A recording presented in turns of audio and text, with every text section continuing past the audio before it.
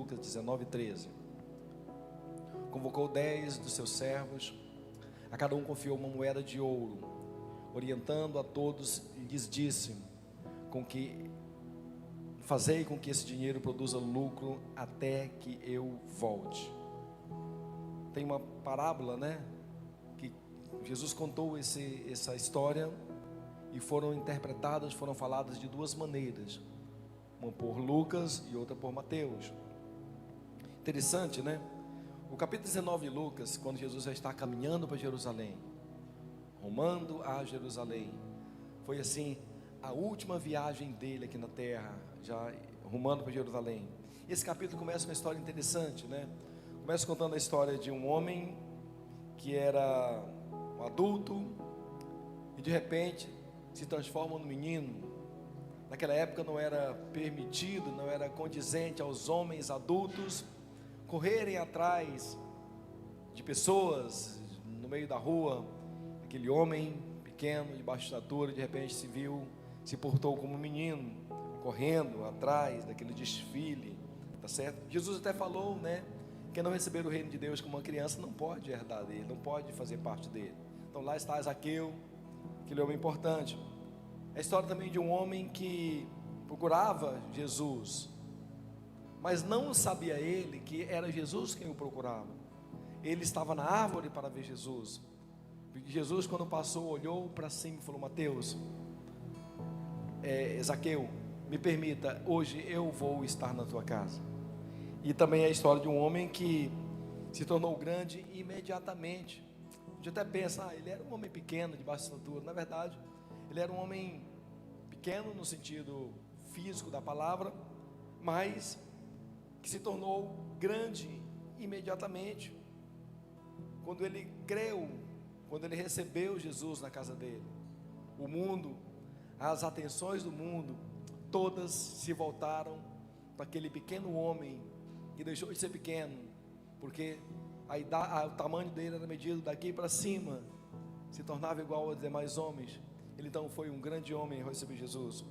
Conta a história também desse Zaqueu, aquele anfitrião que se tornou convidado, né? Recebeu Jesus na casa dele, na ideia de proporcionar o melhor momento para Jesus ali. Jesus fala: Mateus, ou Zaqueu, por favor, sou eu que quero vir na sua casa. Eu estou me autoconvidando. Você é maravilhoso, deixa eu estar com você um tempo. Alguém falou: mas não pode. Ele é um publicano, ele é um cobrador de impostos. Ele era um judeu que cobrava impostos dos próprios judeus. Ele era chamado na época de publicano. Era odiado pelas pessoas, porque tinha-se uma fama, não é diferente de hoje, que quem cobra imposto cobra mais do que o devido. Então, Zaqueu tinha essa fama. Quando ele viu tudo aquilo acontecendo naquela noite, ele falou: Senhor, se eu defraudei alguém, se eu tenho feito qualquer coisa que tenha causado prejuízo a uma pessoa, que ele traga conta, que eu vou restituir 4 vezes mais. A segunda história, que também é interessante, conta a história de um rei.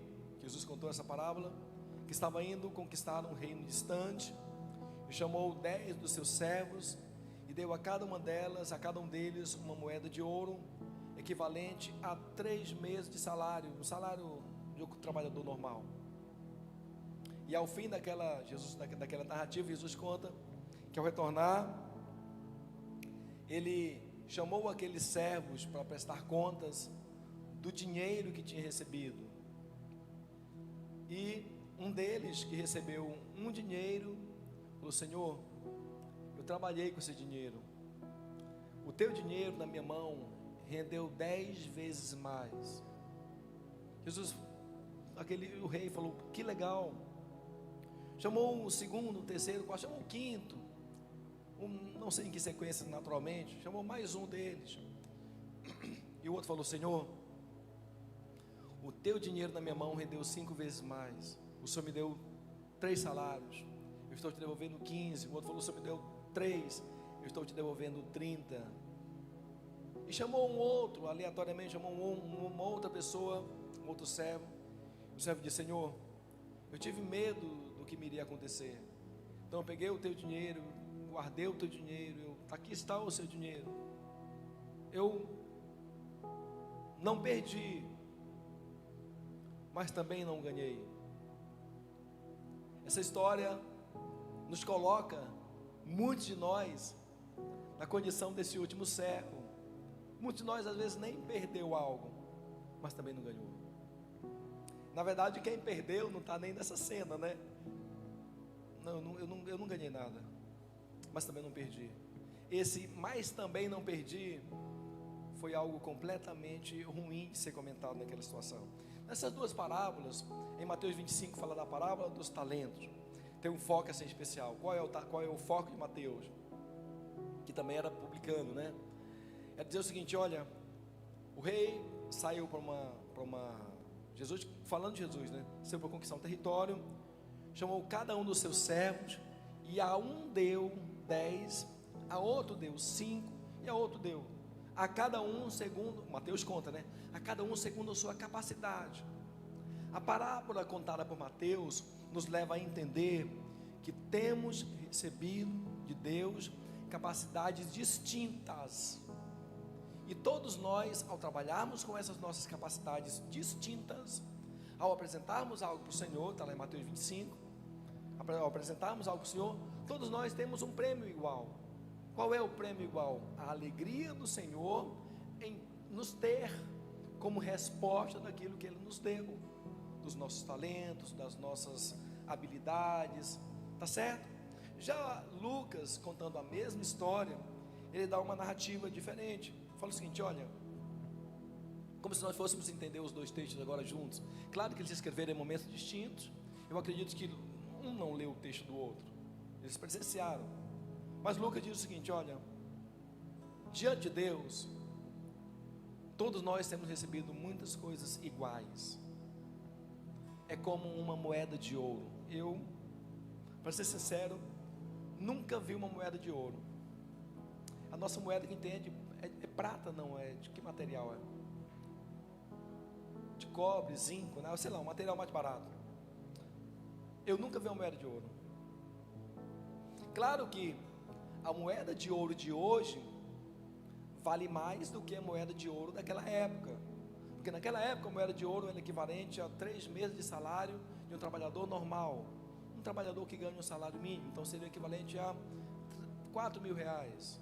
Claro que uma moeda de ouro hoje vale mais que 4 mil reais. Então você congela a ideia isso é que é interessante no texto bíblico. Você congela a ideia do valor momentâneo, você pega aquele valor e estende ele ao tempo. Então, beleza. Não é o equivalente, não é relativo a 3 salários de uma pessoa comum, mas é relativo a uma moeda de ouro. Eu não sei vocês, eu nunca vi. Ou seja, é algo extremamente precioso. É algo que nos salta a olhar. É algo que as pessoas faziam coisas enormes para ter aquilo ali. Tá certo? Então, essa moeda de ouro que Jesus, que Lucas contou, dizer, olha, foi dado a cada um de nós muitas coisas iguais, tão preciosas quanto moedas de ouro. E quando Lucas conta essa parábola, ele nos dá a entender assim, algumas verdades. A primeira delas é que a instalação do reino de Deus, como ele estava caminhando para Jerusalém, e alguém perguntava: Senhor, é lá em Jerusalém que o Senhor vai dizer que de fato o Senhor é o Messias e vamos botar para quebrar aqui em Roma? É lá em Jerusalém? Jesus precisava contar para eles essa verdade, que não era como eles pensavam, mas contar de maneira que eles entendessem. Então a primeira coisa que eu entendo quando Jesus conta essa parábola, quando Lucas escreve sobre ela, é que a instalação do reino de Deus não é algo imediato. Contaria com o tempo em que ele estaria ausente. Não seria chegar em Jerusalém, isso era numa quarta-feira mais ou menos. Não seria chegar em Jerusalém e na sexta-feira, na Páscoa, já não, teria um tempo em que ele estaria ausente. Segunda coisa que eu entendo que é interessante é que a recompensa por um bom trabalho, a Bíblia diz assim: o salário do pecado é a morte. Opa, Oh, não quero, o salário do pecado, tá bom. E todo trabalhador é digno do seu salário, beleza, quero o salário do trabalhador. Mas nesse contexto aqui, dá a entender que a recompensa de um bom trabalho não é o descanso. Recompensa de um bom trabalho, o que é? É mais trabalho ainda. Nós estamos organizando aqui na igreja algumas coisas, aliás, várias coisas. E algumas pessoas, interessante, né?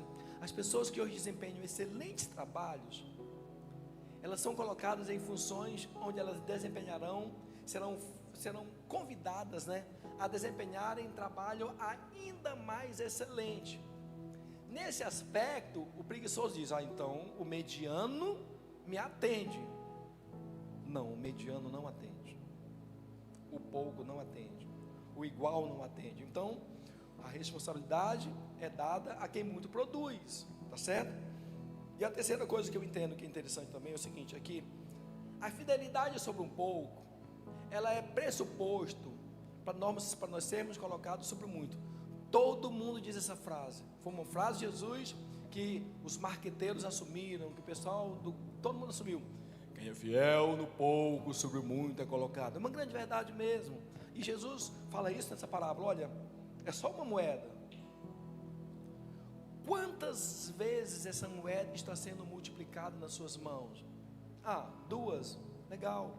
Tem alguém que está multiplicando por 10 vezes. Quantas vezes isso está sendo multiplicado nas suas mãos? Uma vez, eu tinha uma, multipliquei por mais uma, é igual a quê? Uma vezes uma é igual a? Uma vezes uma é igual a? Quem é bom de matemática? Uma vezes uma é igual a? Não fez nada. Zelei pelo dom, não fez nada. Tem alguém multiplicando por 10 vezes, certo? Então, quem é fiel no pouco, sobre a uma moedinha que recebe, mas consegue fazer com que essa moeda se multiplique por 10 vezes, é colocado sobre o moinho. Isso tem que estar dentro de nós, tá certo? Outra coisa que eu entendo que é interessante também, segundo esse texto, é que todos nós temos iguais oportunidades iniciais. Todos nós temos as mesmas oportunidades iniciais. Num casamento, quando a gente diz o amém ali do casamento, aqueles cônjuges, agora cônjuges, que a gente diz estão casados, o noivo pode beijar a sua esposa agora, o marido você pode beijar a sua esposa, naquele momento, tanto faz se é um casamento de uma pessoa aqui no Brasil, na Europa, na África, em qualquer lugar, ou o vizinho, ou a pessoa, ou você mesmo, tanto faz. As oportunidades são iguais naquele momento para todos. Todos nós recebemos oportunidades iguais em muitas coisas diante de Deus. E outra coisa que eu acho que é interessante também, assim, nesse texto, a quinta coisa, é que quem rejeita, você vê que tem dois grupos, aliás, tem 3 grupos. Tem um grupo que está com o rei, que vai na missão. Tem um grupo que o rei confia confia as moedas de ouro para eles. E tem um grupo que não recebe, nem vai com o rei, nem tem moeda, mas está ali para fazer alguma coisa. Então, falando agora para esse grupo, os que não aceitaram o governo dele quando ele voltou, embora não tendo recebido nada de Deus, não sendo alguém especial, poxa vida, mas aceitaram os desígnios de Deus muitas vezes, embora não sendo obrigatório, é um grande ato de sabedoria. Então eu entendo também nesse texto que quem rejeita o rei tem consequências drásticas. O rei falou: tragam-nos e matem-nos em minha presença. Meu Deus, é Bíblia, não sou eu que estou ditando essa regra, está na parábola, eu concordo com ela, tá certo? E outra verdade que eu entendo nesse texto também, é que no reino de Deus e na vida, você vê isso muito acontecendo, muito acontecendo, que quem tem pouco é removido e dado para quem tem mais. Os bens do medroso são dados para o corajoso. E você pode aplicar para muitas áreas da sua vida. Mas por que ele tem mais? Por que ele consegue mais? Ele se arrisca muito mais, ele investe muito mais, ele fica muito, entendeu? Então, há uma transferência natural de bens de quem não quer ter, ou de quem é pífio, pequeno em ter, para quem almeja ter. Isso não sou eu que digo, está no texto. Então, Deus nos dá muitas coisas maravilhosas. Deus nos dá coisas fenomenais. Por exemplo, essas moedas de ouro hoje, vamos dar uma contextualizada. Essas moedas de ouro hoje, que todos nós recebemos iguais, de igual modo, pode ser para nós o Espírito Santo de Deus. Jesus falou: recebam o Espírito. Ele não falou assim, ó, você, fulano, aliás, vamos pegar os discípulos. Pedro, a você eu dou o Espírito Santo. Não, Mateus não. João, a você eu dou. Não foi assim. A palavra que ele deu foi para que todos recebessem o Espírito Santo, indistintamente. Todos recebemos a mesma porção do Espírito, na mesma proporção. Todos nós recebemos como uma moeda de ouro. Todos nós recebemos como moeda de ouro. É a chamada a um discipulado, a um serviço. Recebemos de igual modo. Na verdade, um dos lugares, socialmente falando, onde a pessoa é mais acolhida em todas as suas necessidades, em todas as suas demandas, é na igreja. Lá fora, aqui na igreja, senta o pobre junto com o rico, o branco com o amarelo, o preto com o vermelho, todo mundo junto. Todos vocês agora recebem a mesma palavra. Interessante, porque essa palavra que eu estou ministrando para vocês aqui também está sendo ministrada, inclusive, para as crianças de 4 a 6 anos, de 6 a 8 anos, de 9 a 11 anos. A mesma palavra, na versão adequada para a idade delas. Todos recebem a mesma oportunidade, a mesma palavra. Todos nós recebemos o que? O mesmo tempo. Nenhum de nós, em uma sã consciência, vai dizer: fulano de tal viveu mais tempo, ele recebeu a dádiva de Deus de viver mais tempo. Não. Está lá minha filha médica, que é médica, meu filho, primeira vez que chamo de filho, macho. Meu filho também que é médico, primeira vez que eu chamo de filho. Meu filho também que é médico, que sabem o quanto a nossa vida desproporcional contribui para o encurtamento do nosso tempo, da nossa vida. Mas de maneira geral, todos nós recebemos as mesmas dádivas, os mesmos alimentos, os mesmos nutrientes, com exceções raras de alguém que nasceu com alguma deficiência, mas na maioria dos casos, todos recebemos o mesmo corpo. Ninguém de nós vem com um super corpo super-humano, não. Recebemos iguais, recebemos o mesmo tempo. Nenhum de nós vem com capacidades e habilidade de viverem 26 horas no dia. Não, a gente se cansa. Ontem eu estava com a garganta inflamada, ainda estou até hoje. Eu tomei um antialérgico, eu cheguei em casa, eu apaguei, cansado. Estava cansado, a ministração ontem à noite foi muito puxada, cansado. Todos nós recebemos o mesmo tempo. Todos nós recebemos o quê? Interessante. Me dê uma Bíblia de papel aí, por favor, filha. A minha Bíblia digital. Todos nós recebemos de igual modo. Preste aqui, Wesley. Aqui tem. Aqui tem? Isso. Obrigado, a sua. Todos nós recebemos a mesma Bíblia. A minha está digital aqui, só para facilitar. Recebemos o mesmo texto. O texto do evangelista Wesley não foi escrito exclusivamente para ele, embora ele seja uma pessoa especial. Na verdade, essa Bíblia aqui é a Bíblia do pregador. Meu Deus, quero ser o pregador. Compre a Bíblia dessa, deve custar uns R$100. É igual. Não tem venda exclusiva para quem é pregador. Não, quem não prega também pode comprar. Todos nós recebemos a mesma Bíblia. Tem versões diferentes. Eu tenho várias versões, agora nessa era digital eu tenho versões mais digitais, mas é a mesma Bíblia que nós temos a mesma oportunidade, recebemos a mesma palavra, entendeu? Todos nós temos a mesma capacidade de orar. Eu sou um excelente orador. Não dá certo, é fariseu. É bom que ora igual aquele publicano: Senhor, eu não sei orar, eu estou aqui, esse caso aqui que eu tenho com o Senhor, não sei nem como falar esse assunto para o Senhor, Deus, porque o negócio está tão bravo que eu estou assim. É oração. Todos nós recebemos a mesma capacidade de orar.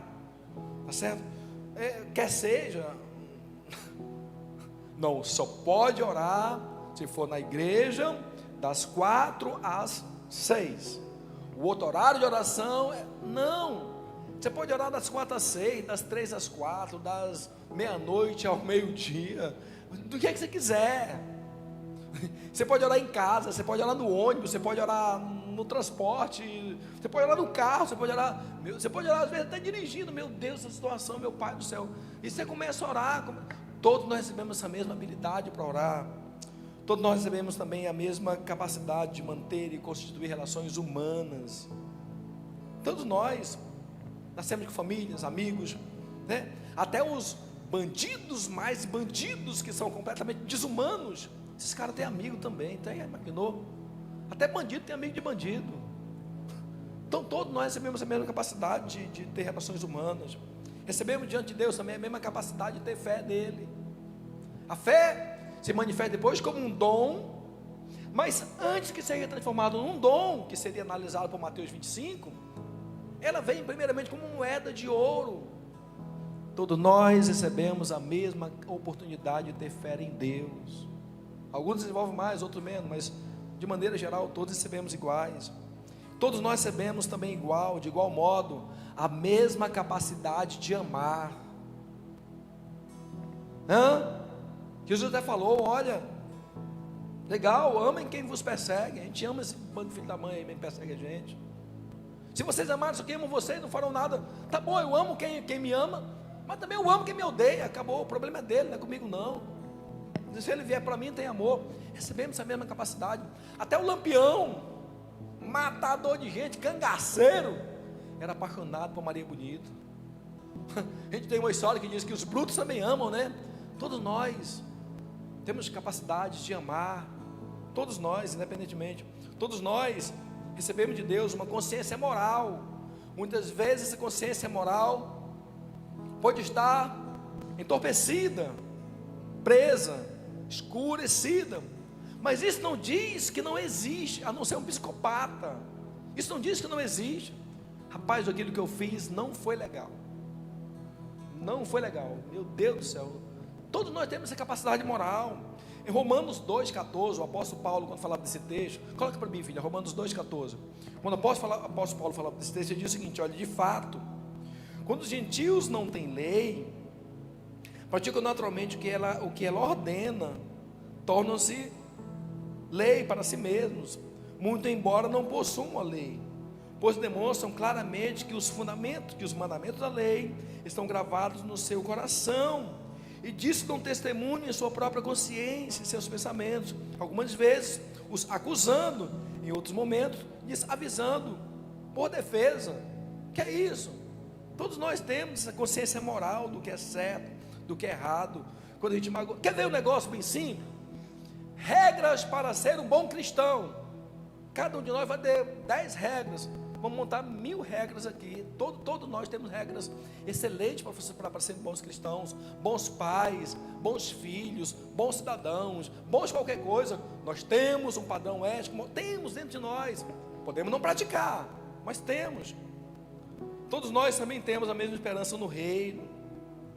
Tá certo? Recebemos a promessa de Cristo, a vida eterna, nós ansiamos por ela. Até o ímpio, quando vai dizer, isso vai dar certo, eu não creio não, mas se Deus quiser. Todo mundo fala. Todos nós recebemos ainda podemos. A gente pode ainda mencionar coisas que recebemos, por exemplo, em nós, que é interessante, a capacidade que Deus nos deu de ter um coração grato. Recebemos essa capacidade de Deus. Oportunidade de cultivar a humildade, também recebemos de Deus. E a promessa de que Deus cuida das nossas necessidades, recebemos de Deus também. A capacidade de perdoar e definitivamente esquecer, todos nós recebemos como moeda de prata, como moeda de ouro ali, entregue a cada um de nós. Então, a grande questão que nos vem ao caso nessa noite é saber o seguinte: por que alguém dos 10, ou seja, são 10 possibilidades, por que dos 10 que todos receberam iguais, por que uns multiplicam por 30, enquanto outros multiplicam por 1? Não vai multiplicar por 0, senão dá problema. Por que um multiplica por 30 e o outro por um? Por que não consegue entregar para Deus coisas mais excelentes do que recebeu, do que o pouco que recebeu?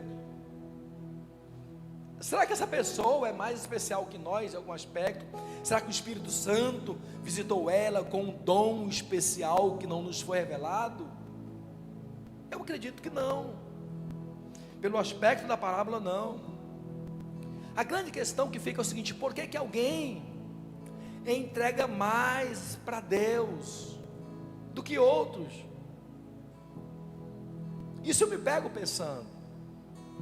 E nesse aspecto, preste atenção, algo que consta nesse aspecto de maneira muito clara: bispo, não é por força nem por violência, é pelo meu espírito. Sim, tomara que fôssemos todos nós dependentes do Espírito Santo, nós não produziríamos a 10 vezes, como diz a parábola, mas sim a 30, a 60 e a 100 por um. Eu não falo desse aspecto meramente todos espirituais, falo do aspecto humano mesmo. E nessa condição, a nossa capacidade, ela vem muito à tona. A forma como nós desempregamos vem muito à tona. O nosso esforço conta muito. Beleza. Semelhantemente ao esforço, vamos estruturar algo dentro de nós. O que é que nos faz ser diferente de alguém que entrega mais do que nós? Primeira coisa que eu entendo é um desconhecimento completo de quem é Deus. Claro, gente, conhecer Deus é fácil? Não. Só no Antigo Testamento ele se apresenta com muitos nomes. A pessoa encontrou com Deus aqui na guerra, Deus de guerra. Encontrou com Deus no monte, Deus da provisão. Encontrou com Deus Deus que leva do pasto verdejante. Encontrou com Deus em diversos locais. Eles não tinham essa noção. Já quando Daniel, por exemplo, encontra com Deus lá na Babilônia, Deus é chamado de Elá, que é um Deus supremo de todos. Então, nessa condição, já no Novo Testamento se apresenta pelo menos 3 nomes. Nessa condição, nós não conheceremos a Deus de maneira natural. De maneira natural, pelo seu instinto, você vai comer, você vai dormir, não. Então, eu não falo de maneira natural. Por exemplo, temos aqui pessoas que estão estudando para fazer vestibular esse ano, medicina ali atrás também, e tem que estudar bastante mesmo. Se não estudar, se não se esforçar, eu tenho uma boa notícia para vocês: talvez vocês consigam ser técnico de enfermagem, se quiser continuar no ramo. Se quiser subir mais um pouquinho, tem que estudar mais. Entendeu? Então, o esforço conta muito. Então, beleza, estamos na escola. Não há pré-requisito para ser um mau aluno. O mau aluno, ele já é naturalmente. O pré-requisito é para ser um bom aluno. Os bons alunos, as boas pessoas, os mais esforçados, carregam algo completamente diferente dos demais: o esforço. Então, beleza. Esse desconhecimento de Deus, o conhecimento de Deus, não é algo que nos virá de maneira automática, será passado de um entendimento para o outro. Não é assim. Lucas 19, 21 diz o seguinte: o que o servo diz? Lucas 19, 21: tive receio de ti, porquanto és um homem muito severo. Tira o que não pusestes e colhes onde não semeastes. Então o Senhor julgou por tuas 22. Isso. Por tuas próprias palavras eu o condenarei, servo mau. Olha o texto. O texto não diz que eu sou, por tuas próprias palavras. Se você sabia, no seu entendimento, que eu era um homem rigoroso, que eu tiro o que não depositei, e que ceifo onde não semeei, 23, então, por que você não investiu o meu dinheiro no banco? E então, no meu retorno, eu teria pelo menos o juro. Se você sabia que Deus era isso, embora não sendo, tem pessoas, olha só o entendimento, que servem a Deus por amor, outros servem com medo de ir para o inferno. Tudo bem, se eu quero servi-lo com medo de ir para o inferno, por que então que eu não agi pelo menos como quem tem medo de ir para o inferno?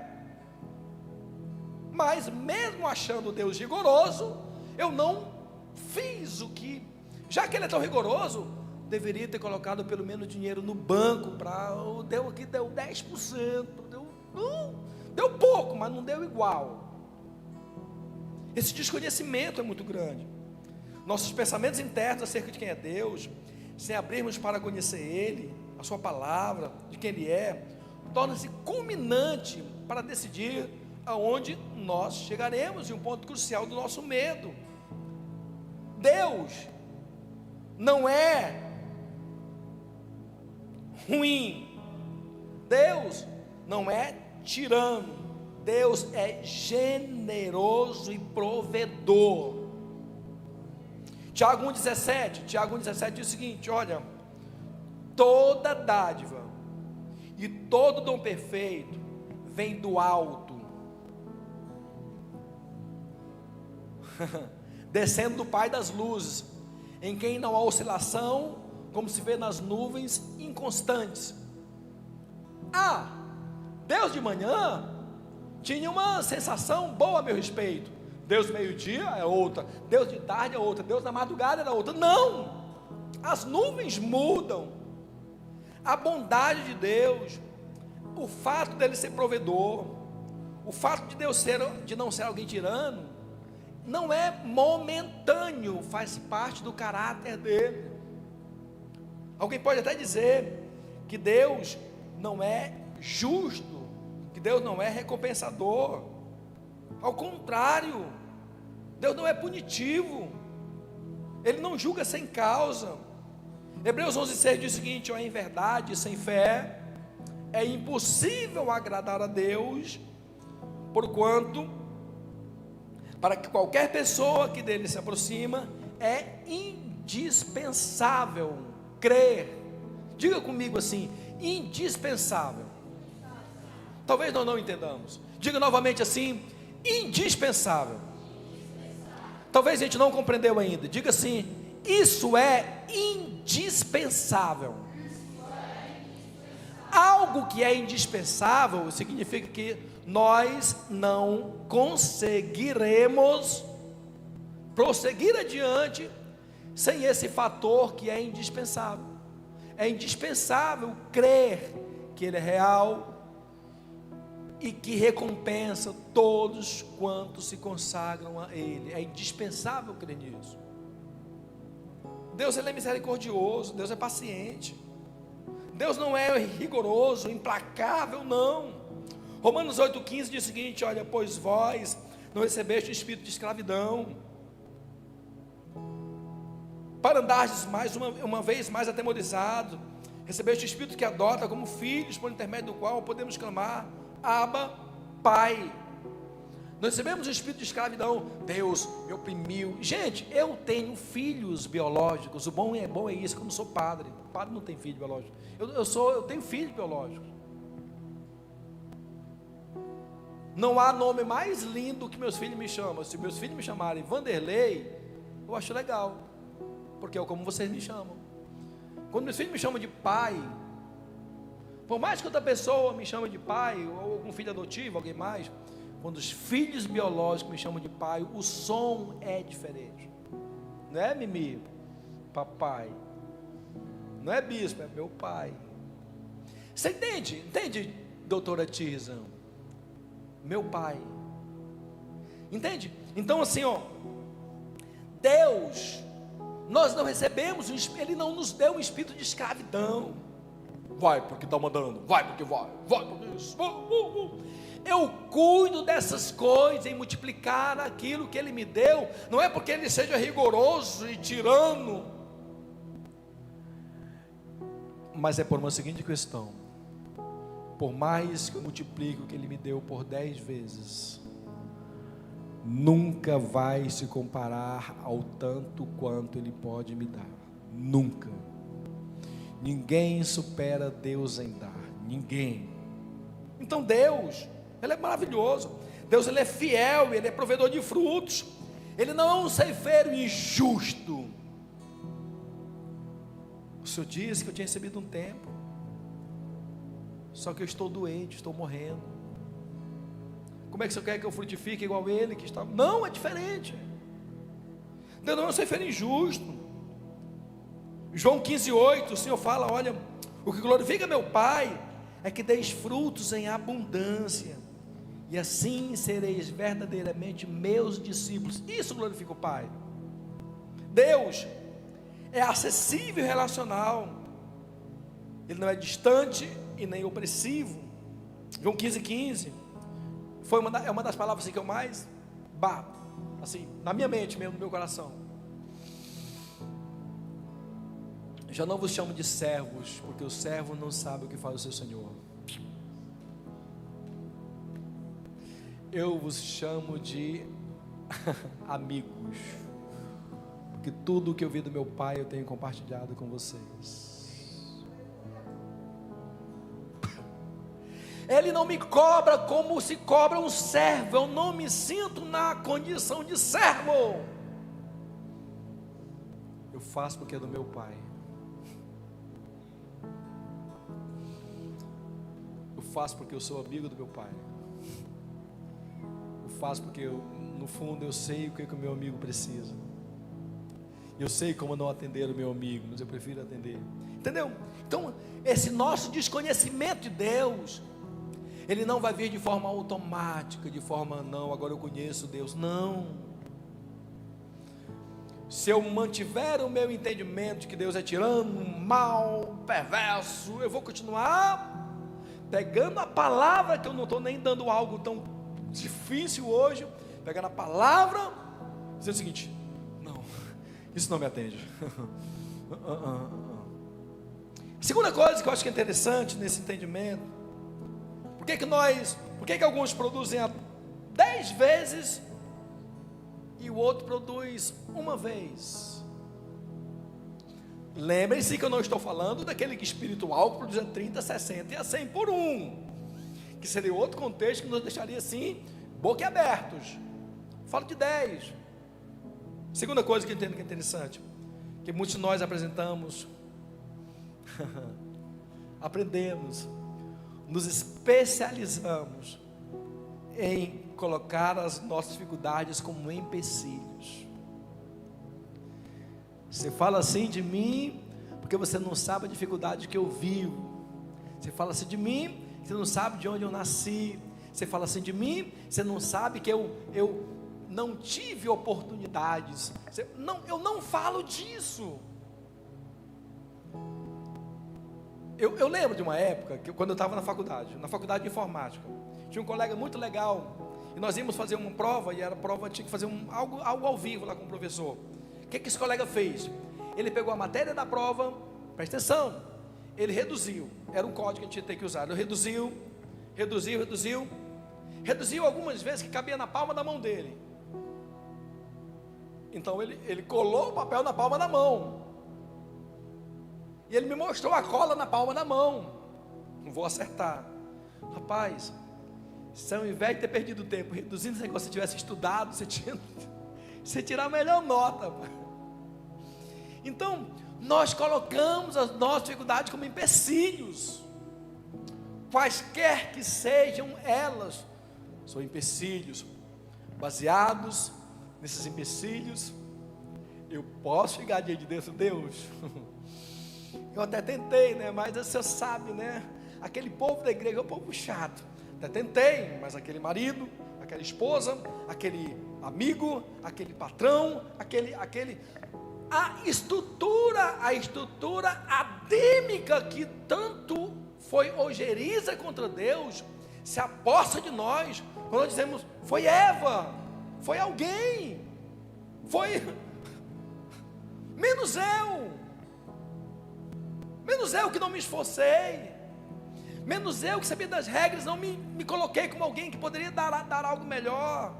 menos eu, que colocamos dificuldades como empecilhos, e baseados nessas dificuldades, nós aprendemos muito a dar desculpas, igual meu amigo, colamos até ficar pequeno, aprendemos a dar desculpa. Não, a desculpa dessa vez é aquela, a desculpa dessa vez é outra. Gente, não há nada que seja mais explicativo do que o resultado. Não há. Não precisa nem falar. O resultado fala por si próprio. Justificativa não, você tem que conversar. Alguns até mentem. Não. Resultado você não precisa inventar números. Então, nós vemos na Bíblia assim, várias pessoas que tiveram dificuldades enormes. Poderia ter sido história de fracasso, de justificativo diante de Deus. Lembra-se que, de acordo com o texto que eu estou lendo, justificativa é um negócio que Deus não pede. Ele não pede que nós justifiquemos o porquê não foi alcançado. Ele pede que nós entreguemos o resultado. Tá certo? Então vamos lá.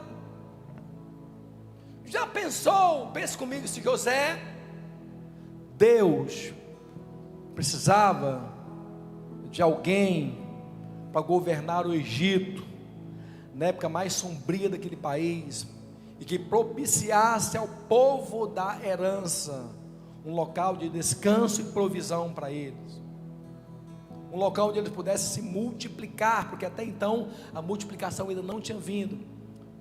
Chegou a vez de Deus usar José. Você, Yosef, Deus,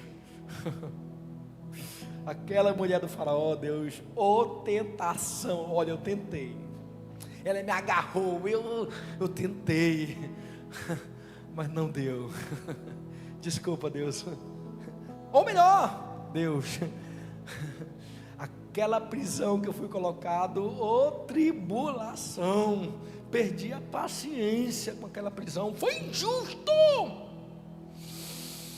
não suportei.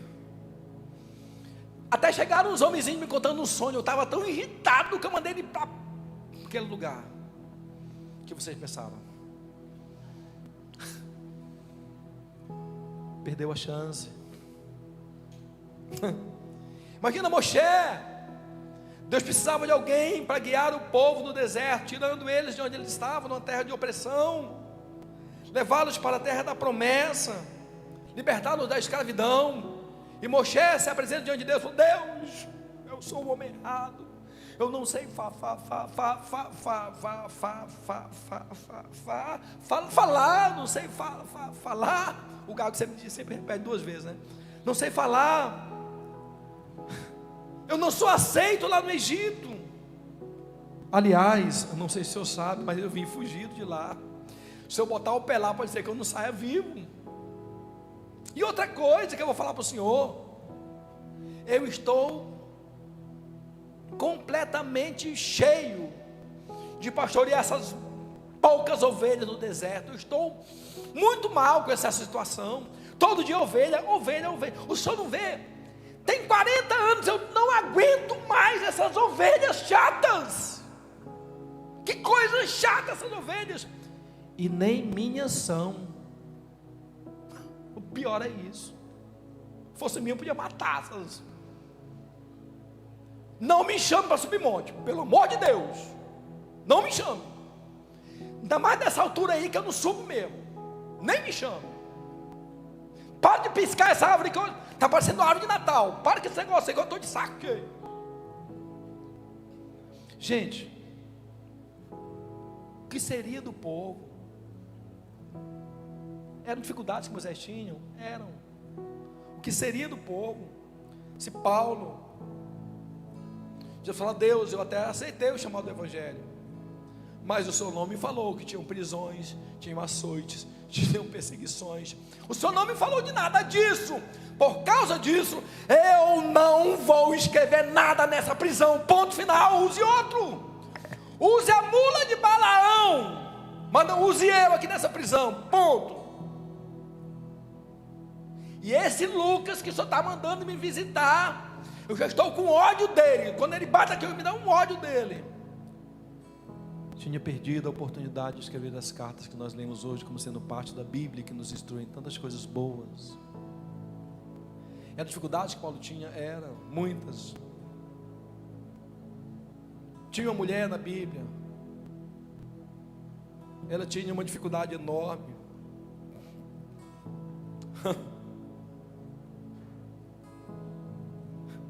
A sua filha estava possessa, não tinha quem tirasse aquele demônio dela. Ela não era judia,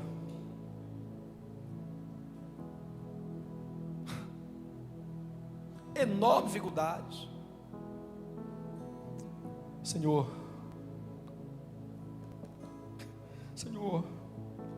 eu preciso que o Senhor cure a minha filha, por favor, Senhor, eu não sei o que eu faço.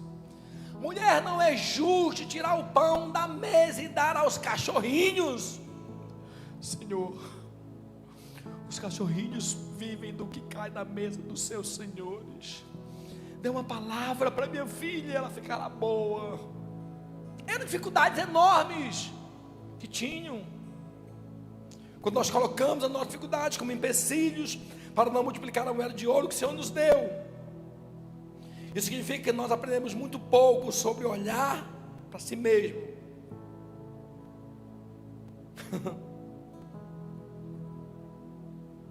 Olhar para o que Deus pode fazer.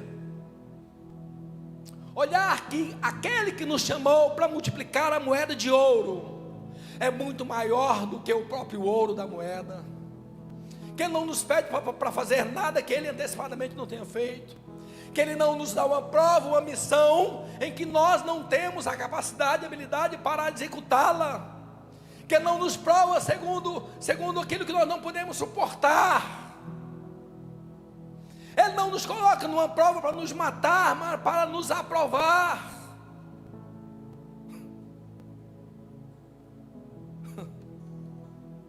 As nossas dificuldades, por mais graves que elas sejam, elas têm que se constituir num elemento de milagre.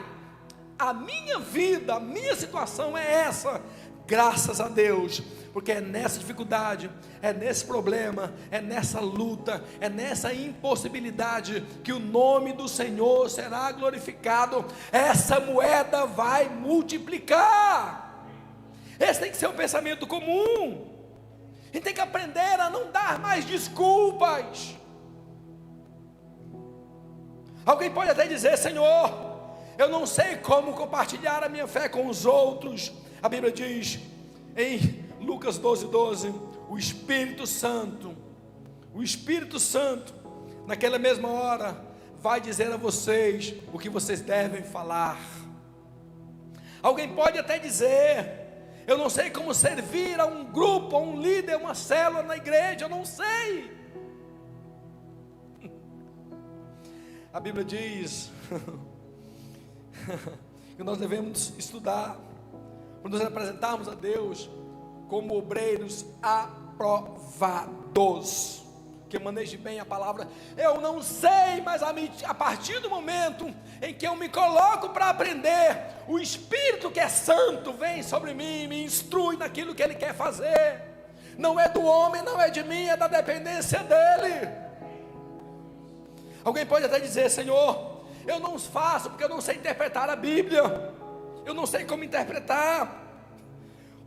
O apóstolo Paulo diz: olha, toda a escritura, ela é divinamente inspirada por Deus e útil para o ensino. Quando eu chamo toda a escritura, olha só, eu não sei como manejar bem a escritura, eu não sei como falar bem. Se você não sabe, você tem uma grata satisfação de que não existem partes na Bíblia que sejam inspiradas e outras não. Não existem partes mais santas e outras mais profanas. Não existem histórias boas e ruins. Então, aonde você abrir, onde você parar para entender, essa parte aqui que você abriu para ler, ela é pura, ela é inspirada por Deus, ela é suficientemente dada por Deus para o ensino, em qualquer parte. Alguém pode dizer: Senhor, eu não faço, eu não multiplico, porque eu não sei orar de maneira eficaz, não sei fazer a oração mais bela do mundo. Deus não está nem aí para oração bonita, oração decorada. Não, não é isso.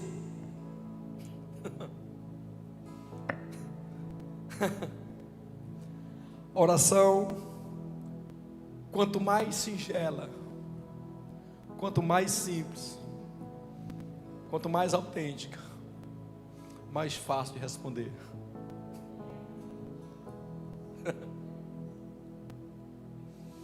Deus, eu não faço porque eu não sei cuidar de uma pessoa em crises.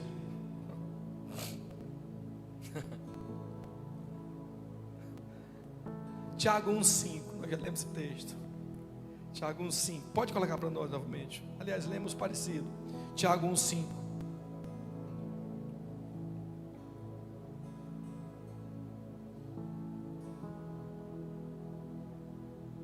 Algum de vós tem falta de sabedoria? Peça a Deus, que a todos concede liberalmente, com grande alegria. Existem filas, imaginemos nós, existem filas de atendimento no céu, fila de atendimento de cura, fila de atendimento, imaginemos nós de maneira muito hipotética logo, e tem a fila de quem pede sabedoria. Nessa fila de quem pede sabedoria, o que consta nela, essa fila aqui, o que consta nela, é uma abundância de anjos, com fórmulas prontas, com maneiras prontas, de entregar, liberalmente. Você fala: Deus, eu não sei como ter sabedoria em determinada área. A resposta dessa sua oração não será a exatidão do que você está pedindo com uma sabedoria em área específica, mas é liberal para muitas outras áreas. Quando você menos imaginar aquilo que era impossível para fazer, mas como você entrou na fila de quem pede sabedoria, o conhecimento, o entendimento vai vir sobre aquilo de forma abundante. Quem entendeu, diga amém. Alguém pode até dizer: eu não sei, eu não consigo perdoar quem me magoou, por isso é que eu não multiplico aquilo que Deus tem me dado. Efésios 4,32 diz o seguinte: sejam bondosos, compassivos uns para com os outros, perdoando-vos mutuamente, assim como Deus os perdoou em Cristo. Se eu fui perdoado, se eu aceito o perdão, significa que não há motivo algum para eu não perdoar.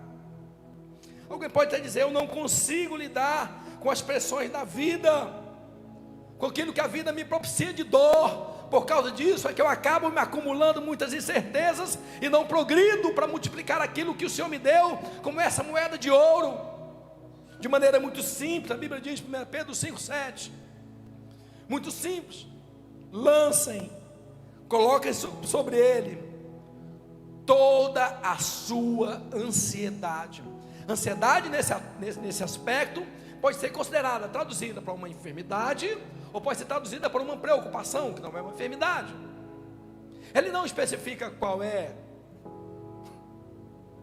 das ansiedades você tem, qual das preocupações você tem, mas ele fala: olha, você não sabe, você não consegue lidar, não é culpa sua, não é impossibilidade sua, lança.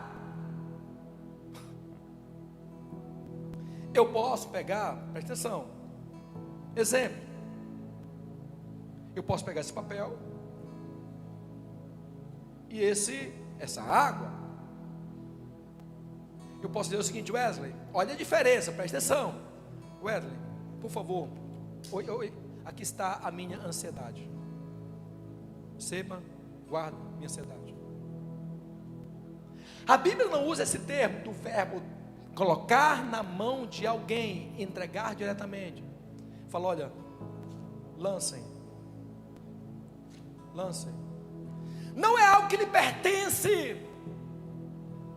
Lança diante de Deus toda a sua ansiedade e Ele vai cuidar de você. Você não precisa se preocupar em como entregar. Você lança e deixa que Ele faz. Lança e confia que Ele vai tomar de conta. Isso não pode ser paralisante para você. Terceira coisa que me faz não entregar. Pode trazer, filho. Terceira coisa que me faz não entregar aquilo que Deus me pede, para nós orarmos. Quando eu crio falsas percepções, nós subestimamos o nosso chamado diante de Deus. Nós esperamos ser para fazer alguma coisa. Eu vou ser um expert em multiplicar moedas, para depois começar a multiplicar. Eu vou ser um expert em casamentos, para depois falar sobre casamento. Eu vou ser um expert em administrar a igreja, para depois começar a administrar. Eu vou ser um expert em alguma coisa na vida, para depois passar a multiplicar. Não! Quando eu assumi o ministério, eu e a bispa, quando nós assumimos o ministério, nós fomos muito acusados de não saber fazer as coisas. Eu diria que aquilo lá para mim não era uma acusação, era um elogio. Eu de fato não sabia, e de fato não sei. Ponto, né, filha? Quando cada dia que eu aprendo alguma coisa, eu descubro que não sabia.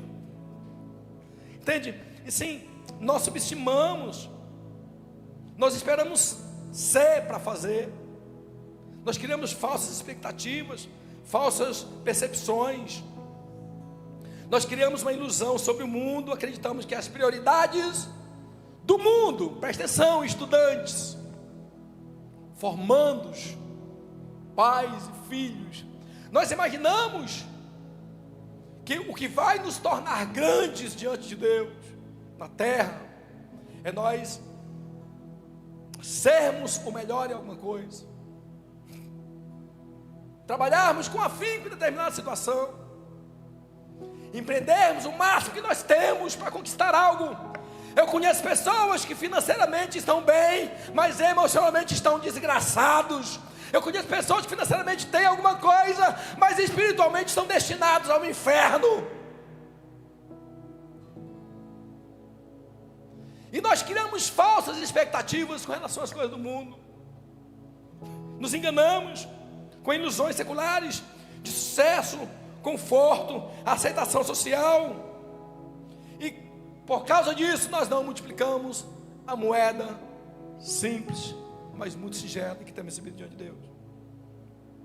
A Bíblia diz claramente que aos seus Ele dá enquanto trabalham, não. Aos seus Ele dá enquanto morrem, não. Aos seus Ele dá enquanto dormem. Enquanto você descansa em Deus, vem a solução do problema que você não conseguiu resolver. Enquanto você descansa em Deus, vem a solução da luta que você não conseguiu resolver. Enquanto você descansa em Deus, vem a questão da prova que você não conseguiu entender. Enquanto você descansa em Deus, vem a facilidade que você não conseguiu entender. Enquanto você descansa em Deus,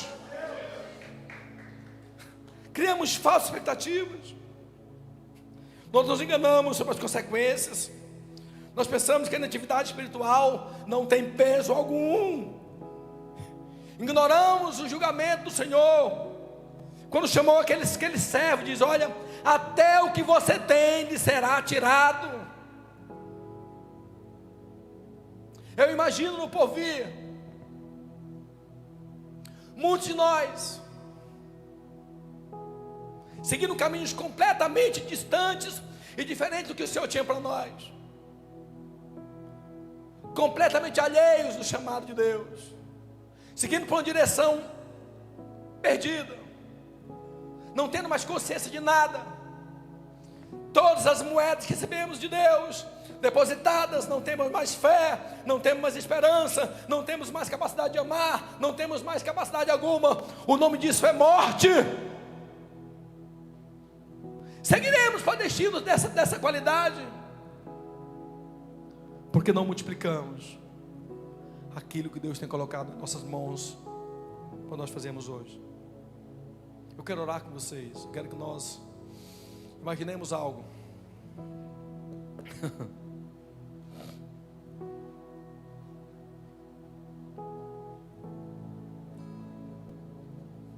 Imaginemos algo.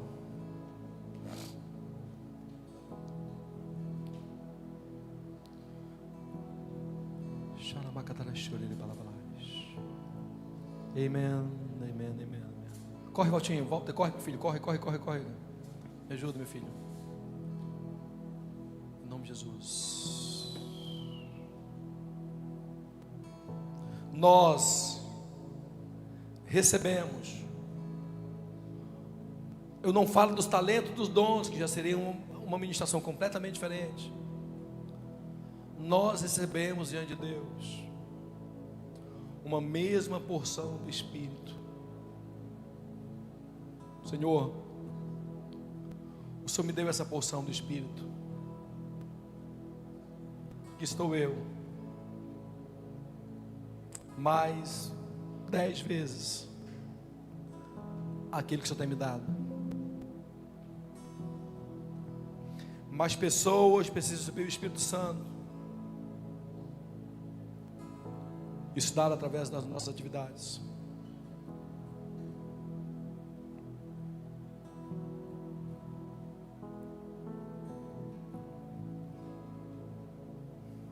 Nós recebemos de Deus como dádiva, como moeda de prata, de ouro,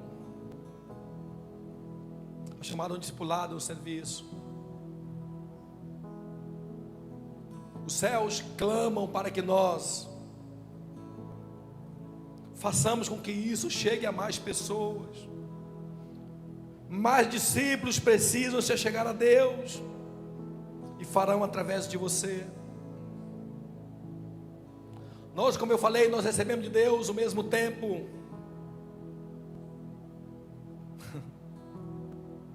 Mais pessoas precisam dedicar seus tempos, conhecendo, vivendo o que Deus vai fazer na vida deles, através do que Ele lhe deu para fazer. Mais pessoas precisam conhecer da Bíblia. Isso vai acontecer através de nós.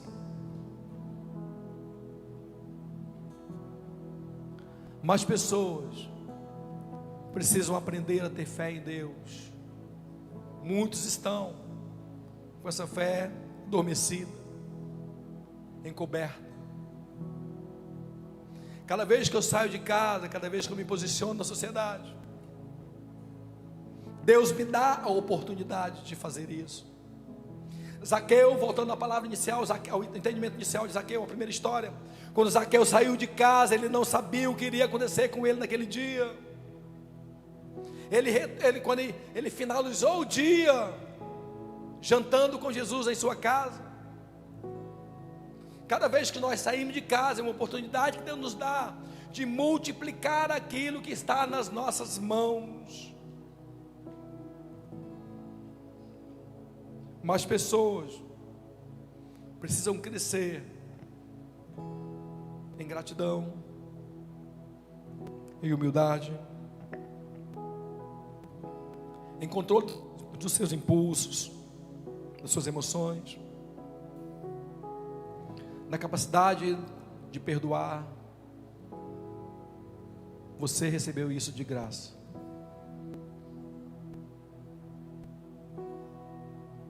Qual será então a nossa desculpa? Que desculpa poderemos dar a Deus que conhece todas as coisas? Eu acredito que, ao invés de ficarmos preparando desculpas, é melhor entregarmos resultados. Amém? Vamos orar.